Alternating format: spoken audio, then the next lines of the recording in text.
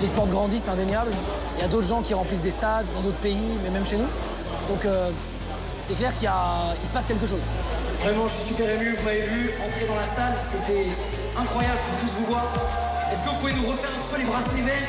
Un petit peu, que je vois tous les gens qui sont là. Nous, la France, on a un taux d'engagement qui est incroyable. C'est-à-dire que nos fans, nos spectateurs, les gens qui regardent le truc, sont hyper à fond.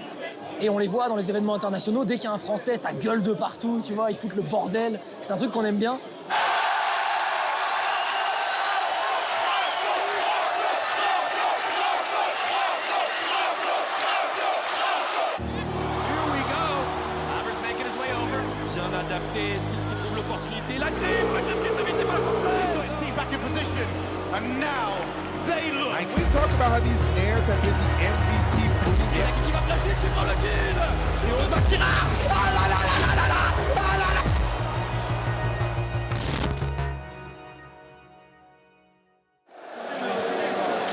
Je m'appelle Paul Arrivé, je suis journaliste spécialiste de l'e-sport à l'équipe depuis plusieurs années maintenant. L'e-sport, c'est quoi? C'est les compétitions de jeux vidéo. C'est un monde qui est très jeune, qui est en développement, qui est assez excitant, qui a ses propres codes, ses propres compétitions, ses propres stars. Et bah, moi, mon rôle, c'est essayer de le faire découvrir. Ouais.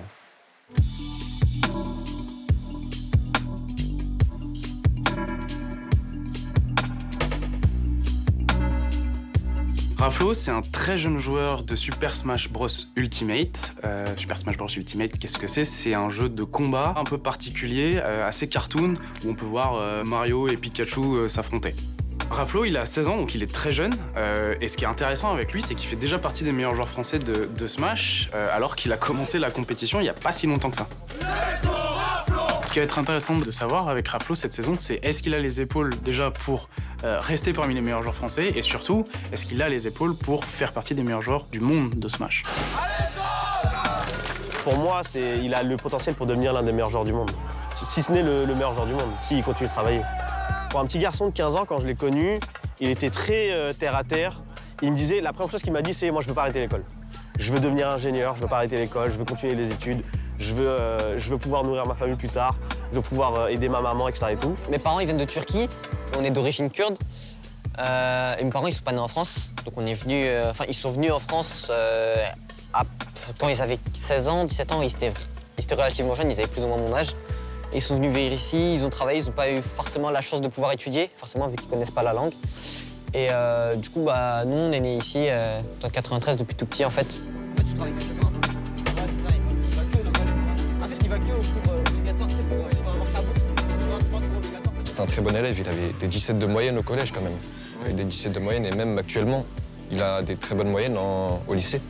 Ouais, c'était un bon élève, malgré le fait qu'il était dans le jeu vidéo, qu'il jouait, mais je sais pas comment il faisait pour pouvoir faire les deux en même temps. En fait, il aimait beaucoup les jeux de combat. Donc il aimait Dragon Ball Fighter Z, il aimait aussi Smash Bros. Il me parlait tout le temps de ça. Et puis quand il y a eu le trailer, on va dire la bande-annonce de Smash Bros Ultimate, et ben là, il est devenu fou. Il a commencé, il est devenu fou et il pétait un câble. Hein. Il attendait la sortie de ce jeu.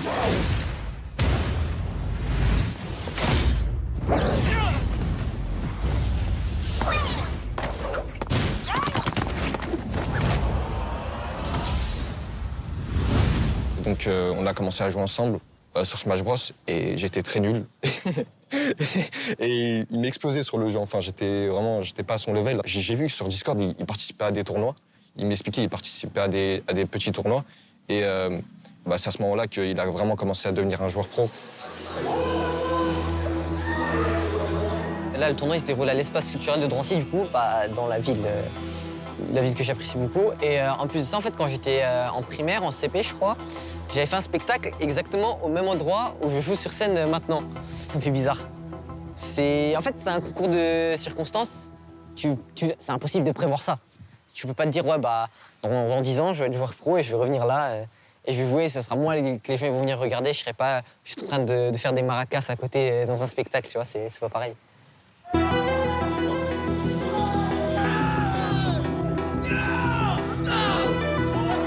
Bah nous, on était plutôt pauvres de base, niveau loyer, tout ça. Le frigo, c'est compliqué, mais du coup, il gagne pas mal, Denis. Pour payer les courses, par exemple, il a déjà aidé. Pour des fois les factures, je pense beaucoup moins, mais quand même, quand il y a des petits imprévus, tout ça, et ouais, il aide, ça va. Il est généreux. C'est quelqu'un qui est hyper responsable, qui a eu beaucoup de responsabilités assez tôt. Et voilà, je pense que sa vie, elle doit pas être facile. Mais il a su surmonter ça et bon, heureusement, il a trouvé Smash. Mon rêve, mon objectif, d'être le meilleur joueur du monde et en même temps d'avoir terminé mes études tranquillement. Ça serait vraiment le comble. Et en même temps de pouvoir me développer à côté sur les réseaux, d'être quelqu'un de bien aussi dans la vie de tous les jours, puisque c'est beau d'être le meilleur joueur du monde, mais si t'es pas un bon être humain aussi, ça compte pas. Donc un bon être humain, terminer mes études tranquillement, avoir un diplôme et être meilleur joueur du monde, ce serait le comble.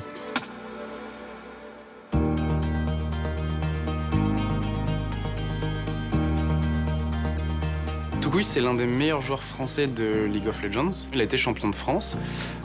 Et puis, il a décidé de partir jouer aux États-Unis. Il a eu cette opportunité, il l'a saisie, parce que c'est une des rares ligues qui te permettent de te qualifier pour les championnats du monde de League of Legends. Et puis, c'est ça le rêve de Toucouille, comme tout autre joueur de League of Legends, c'est de disputer les Worlds et évidemment les gagner.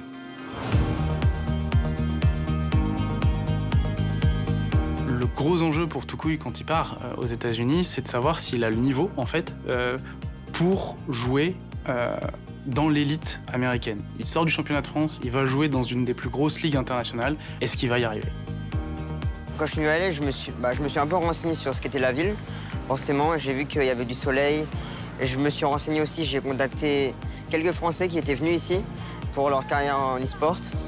D'ailleurs, j'ai une histoire, c'était que quand j'étais en terminale, et que j'avais mes profs qui me disaient « Ouais, attention, deviens pas pro gamer, tu vas t'enfermer dans ton jeu ». Mais au contraire, j'ai l'impression que depuis que je suis pro gamer, je peux voyager énormément, je peux voir plein de nouvelles choses. Et ma vie est plus équilibrée, je trouve, au contraire. Par rapport à ce que j'étais avant d'être pro gamer. Qui est gamer dans sa chambre 10 heures par jour et voilà. C'est vrai que du coup, je suis loin de ma famille. Et forcément, oui, il me manque un peu. Et on est vraiment loin pour le coup. Il y a une différence horaire aussi. Donc, même pour s'appeler et tout, c'est un peu compliqué. Mais j'ai jamais vraiment eu peur de faire le grand saut. Parce que ça fait 2-3 ans que dans ma tête, je faisais un grand saut, que ce soit à Berlin pour jouer en Europe ou ici pour jouer en Amérique. Dans ma tête, c'était déjà préparé. Donc, j'ai eu l'opportunité, j'ai pas trop réfléchi. Je me suis dit, bah, on y va.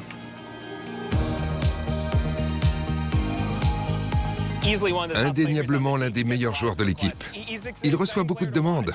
C'est passionnant de le regarder jouer. C'est très excitant d'avoir recruté l'un des meilleurs joueurs français au sein de la LCS. Vous savez, il vient d'une région qui a déjà eu une place dans la Ligue. Mais je pense qu'il est l'un des grands noms à venir. Et donc son histoire suscite beaucoup d'engouement. Ce qui fait de lui un joueur passionnant dans la Ligue. Quand il part aux États-Unis, il rejoint une équipe qui s'appelle FlyQuest, qui est une équipe du milieu de tableau et en fait qui compte beaucoup sur lui pour essayer de passer un cap. La question qu'on se pose à ce moment-là, c'est est-ce que FlyQuest et Toucouille vont réussir à passer ce cap ensemble? Ah, donc là, c'est là où on est. On a nos 2 coachs là, et on a tous les joueurs. Mais là, il manque 3 joueurs vu qu'on a des soucis de Covid, donc on n'est pas beaucoup. Dans 10 ans, j'aimerais avoir gagné les Worlds, donc les championnats mondiaux. Même si c'est vachement compliqué, mais j'aimerais le faire et je me battrai pour le faire. Fin 2021, j'ai compris qu'il y avait une différence de coaching entre les entraîneurs européens et nord-américains. Les attentes étaient différentes sur le plan culturel. Et donc avec Alex, notre coach, nous avons décidé de faire entrer une certaine influence européenne dans l'équipe pour la rendre plus performante. C'était une décision plus ou moins mutuelle dans l'équipe. Auparavant, j'ai participé à des compétitions en Europe. J'ai entraîné des équipes qui jouaient contre Loïc et qui participaient systématiquement à des compétitions contre son équipe.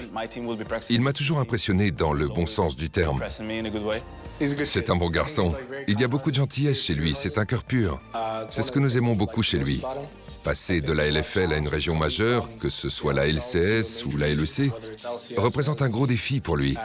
Il y a beaucoup d'ajustements à faire, mais il s'en sort très bien. Il grandit.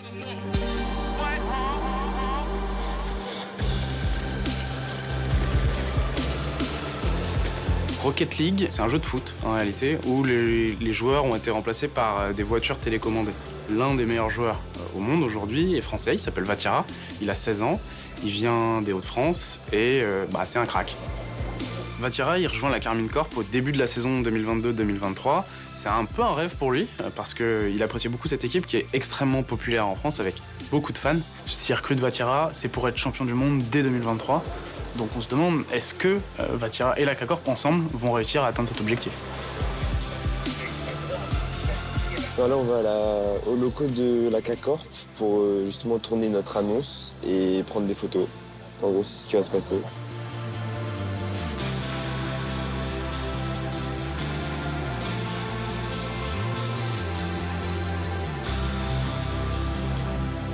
Ça va quoi? Tranquille? Tranquille et toi? Ça va? Ouais, ça va nickel. Le rang 70, Ça va? je sais pas si tu mérites un câlin. Ça va quoi? Tu viens du sud? Et lui, du nord. Du nord, moi, Dunkerque. Ouais. La vie est dure, hein? Ah, c'est pas facile tous les jours. Hein. En vrai, y a quoi à faire à Dunkerque? Y a rien. Il fait tout le temps froid, non? Ouais, il pleut tout le temps. Et j'adore les maillots. Ouais, c'est vrai. Comme ça, vous mettez les maillots d'abord? Les maillots sur la taille. C'est un modèle fait pour le tournage, le maillot. Vous en aurez d'autres.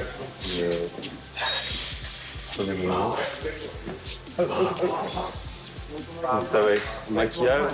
Je pense qu'on fait le tournage maintenant comme les cannelles et après pour... Dégradé au sécateur exotique, ça change pas. Ça va, tranquille. D'accord, Étienne. Laquelle?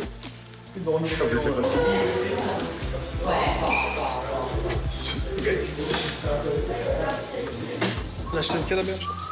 Parce que je crois que j'ai la même, mais je préfère là. En dehors. Ah, bah, écoute, flex pas l'argent, frère. Flex la richesse. Pas d'argent. Faut acheter chez moi, c'est pas d'argent. Je suis super excité pour reprendre et l'environnement est incroyable. Donc je suis trop content. J'ai toujours aimé la Carmine Corp et j'ai toujours voulu les rejoindre et de pouvoir avoir cette chance-là à 16 ans, c'est juste incroyable.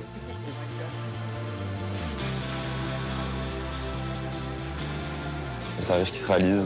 Déjà sur certains jeux, quand j'y joue, mon nom, il y avait déjà marqué cassé devant, parce que justement c'est mon équipe de cœur, je regardais déjà leurs matchs sur d'autres jeux et tout. J'ai toujours aimé. C'est un jeu Rocket League où vraiment, très très jeunes, les joueurs sont souvent très forts, donc il y a beaucoup de joueurs de 15-16 ans. Limite, quand on est vers la vingtaine, on est déjà vieux par rapport à la moyenne des joueurs, quoi. Mais c'est vrai que Vatira, c'est un très très grand joueur pour son âge. Il a déjà vraiment prouvé beaucoup de choses et avoir pu le recruter et avoir la chance de l'entraîner, c'est vraiment, je suis très content d'avoir ça entre mes mains, quoi. Moi, je vais donner l'idée générale. Je mange du poulet et je fais en mode... J'accentue bien le jeu d'acteur et on met de l'eau sur mes yeux pour faire en mode je pleure devant ce poulet pour reproduire le même. Tu sais tu veux choper quel? Je pense qu'il faut que je chope une wings, comme ça. Je focus sur elle. Ouais.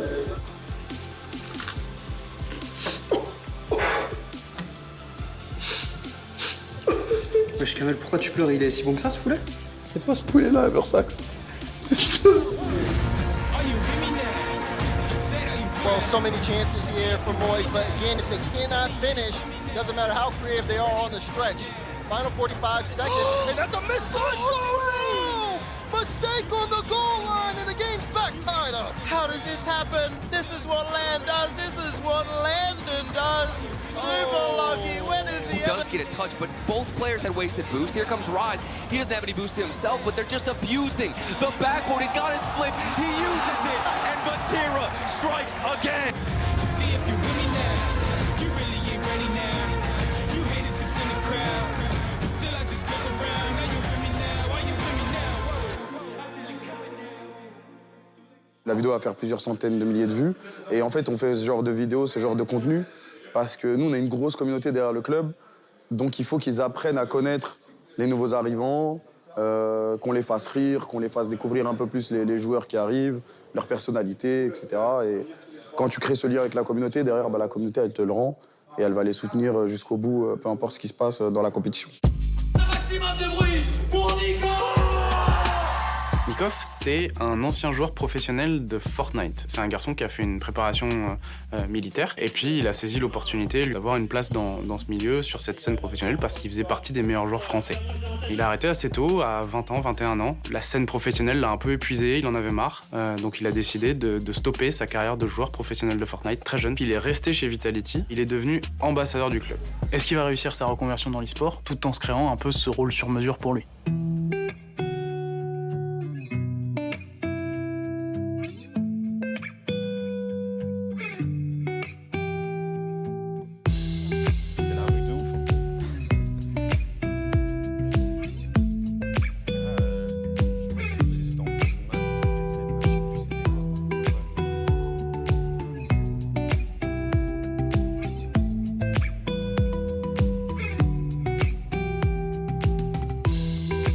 Voilà le lycée. Genre là, je me posais ici, j'attendais j'attendais le lycée qu'il ouvre. Et même quand il ouvrait... Quand tu venais, seulement. Moi, je me souviens que j'étais moyen heureux d'aller ici. Vu qu'en gros, c'était le lycée de base. Moi, j'étais au collège et tout. Après, je passe au lycée, comme tout le monde. Et j'ai vu plein de mes potes commencer à partir, à toucher à la drogue, à commencer à fumer, tout ça et tout. Ça change les gens. Du coup, j'ai un peu mal vécu tout ça. Vu que moi, ça m'a jamais intéressé, tout ça et tout. Et encore plus tard, vu que je voulais partir dans l'armée, interdit, ils te font des tests, tout ça, pour voir si t'as touché à ça. Donc, du coup, j'avais l'impression de perdre mon temps. Et c'est vrai qu'à les terminales, quand je finissais les entraînements à 1h, 2h du matin, qu'il fallait se lever à 6h, que toute la journée je bossais, et qu'après, à peine je rentrais, j'enchaînais sur 6-7 heures d'entraînement, plus le week-end avec l'armée. En vrai, ça va, j'arrivais à tenir, mais je délaissais plus l'école qu'autre chose. Donc forcément, moins je travaillais, moins j'avais des bonnes notes, moins j'avais des bonnes notes, moins ça m'intéressait. Et moins ça m'intéressait, moins j'avais envie d'y aller, et ainsi de suite. Ça a fait un peu un cercle vicieux. Et du coup, terminale, Fortnite est sorti, j'ai commencé à y jouer. Et puis plus j'y ai joué, plus j'ai vu que j'étais fort et j'ai vu qu'il y a des compétitions dedans et tout. J'avais déjà entendu parler d'e-sport, de machin, dans des reportages, Counter-Strike de 2012, des trucs vraiment anciens de fou, avec Kenyes, tout ça et tout. Et j'étais en mode, il y a des mecs qui vivent de ça, c'est incroyable. Et en fait, quand ça m'est tombé un peu dessus, j'étais en mode, j'attends quoi, quoi. C'est maintenant, faut y aller, quoi. Il n'y a pas à ralentir, comme on dit. C'est l'endroit où je passais ma vie avant. Ça change de Saint-Denis, hein. Quand il commence Fortnite, il parle jamais de devenir professionnel ni quoi que ce soit, hein. C'est moi, de temps en temps, qui vois des bootcamps sur d'autres jeux, puis je me dis, tiens, peut-être quelque chose. Et donc, il va à Ceylan, il fait ceci, il fait cela, ça prend plus de place pour lui, mais on s'en rend compte, mais sans s'en rendre compte, hein. Et en fait... Mais on le sent mieux. L'histoire, c'est qu'il doit passer son bac, hein. On va aller clairement comment ça se passe. C'est qu'il 3 mois avant de passer le bac, et là, il commence à avoir des équipes, ça commence à être plus sérieux. Klim, après, je crois que c'est Bastille Legacy, où il commence... on lui propose d'aller à des bootcamps, il fait 2-3 LAN. Et puis un jour, je crois que c'est le mois de mars ou mai, un soir, on se retrouve vers 11h dans la cuisine. Là. Et puis il me dit, papa, je peux pas continuer l'école, je peux pas faire les deux. Bon. Je voyais mon fils heureux quand il allait à la préparation militaire, je le voyais heureux quand il jouait, quand il partait en LAN. Et dès qu'il allait à l'école, il était fermé, il parlait plus, il avait plus faim. Enfin, je voyais qu'il y avait un mal-être, quelque chose qui n'allait pas. Et en tant que parent, en tant que maman, tout ce qu'on veut, c'est que nos enfants s'épanouissent et soient heureux. J'ai pas voulu aller contre lui, je l'ai considéré comme un joueur de football, je sais pas où on allait. Je lui ai dit, écoute, demain je passe voir l'école et t'arrêtes tout. On peut avoir une photo? On peut avoir une photo, s'il te plaît? Y a pas de souci. Merci. Allez. Voilà, j'en ai pris 2. Merci. Continuez ce que vous faites sur YouTube. Merci les gars, à plus.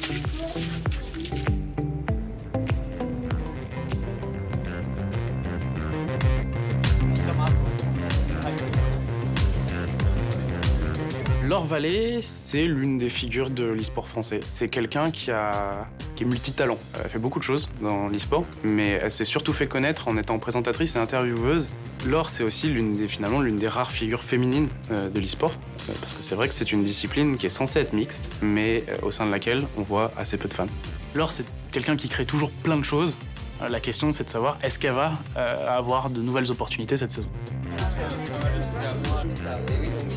aujourd'hui, c'est les LFL Pre-Tail Day. Donc c'est une journée de compétition française de League of Legends à la scène musicale à Boulogne. Et va y avoir 3500 personnes, je crois, qui viennent nous regarder aujourd'hui. Donc on se prépare pour le show.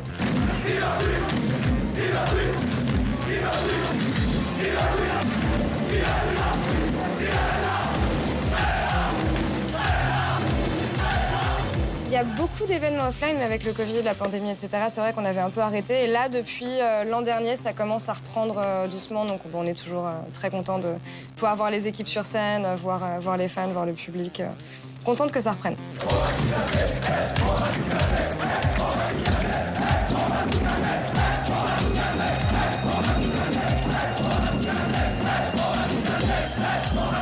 Pour l'instant, ça va. Quand le maquillage et coiffure, c'est le moment où je me détends un petit peu. Mais ouais, la pression va monter 30 minutes avant le show, je pense, quand je vais voir la salle qui va se remplir, comme à chaque fois. Il y a mes collègues qui sont en train de réviser. Ouais. Non, là, on chill, c'est bon. Ouais, les révisions sont faites. 2 heures avant, on se détend un peu. Moi, je me mangeais un petit peu, ouais. On regarde quand même, ouais, c'est quand même beaucoup de League of Legends, même quand on n'est pas en live. Moi, je fais les interviews des joueurs après les matchs. Donc, le match se finit. Eux font une partie commentent, une partie font les débriefs. Et moi, je suis sur scène à recueillir les impressions des joueurs après la victoire. Ou défaite, mais ça sera victoire plutôt. Vous voulez aller voir? On va se mettre à côté de la salle. Bah ouais, grave.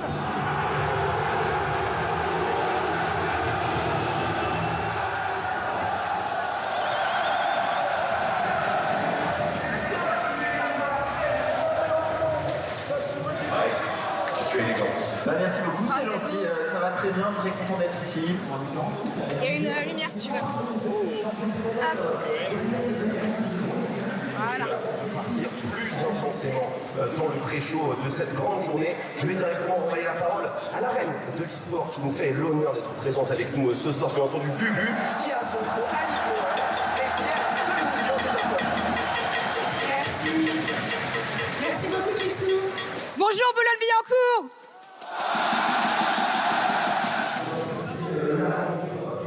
Donc là, je fais la même chose à chaque fois. Je viens de passer sur scène, du coup, je vais regarder le replay tout de suite pour voir si ça rend bien, pour voir si c'était correct ce que j'ai dit. J'ai toujours été un peu comme ça. J'ai du mal à être assez satisfaite de ce que je fais, même quand on me dit que c'est très très bien. Je veux toujours essayer de viser plus haut. Et ça passe par des petits détails comme ça, de posture. Et c'est que le début de la soirée. Là, il y a le dernier match de la journée qui est censé être le match de la semaine. Avec les 2 gros groupes d'ultra qu'on a vraiment en e-sport, ça va envoyer dans tous les sens. Vraiment, j'ai hyper hâte. Eh bien, mesdames et messieurs, c'est enfin l'heure! Vitality TV contre Cœur!